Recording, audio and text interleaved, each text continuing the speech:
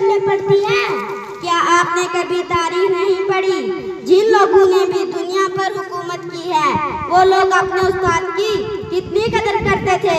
वो तो पुराने जमाने की बात है, आजकल दुनिया बदल चुकी है। नहीं भाई, एक उस्ताद पत्थर को तराश करके हीरा बाप अपने उस्ताद की कदर नहीं करते। छोड़ो, बड़े हैं समझाने वाले, मुझे सब मालूम है मुझे क्या करना है, अपना रास्ता पकड़ो।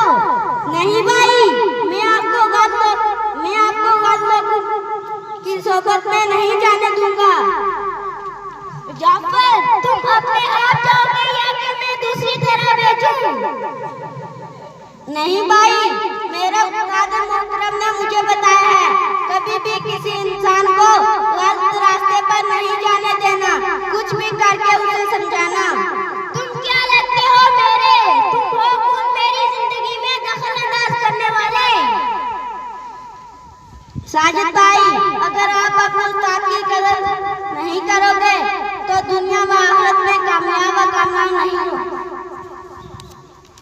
भाई मैं गलत था, आज तो आपने मेरी आंखें खोल दी। अब मैं भी आपके साथ चलता हूँ और उनसे दुआएं लेता हूँ ताकि जिंदगी में कामयाब व कामरान रहूं। शुक्र है कि तुम समझ गए।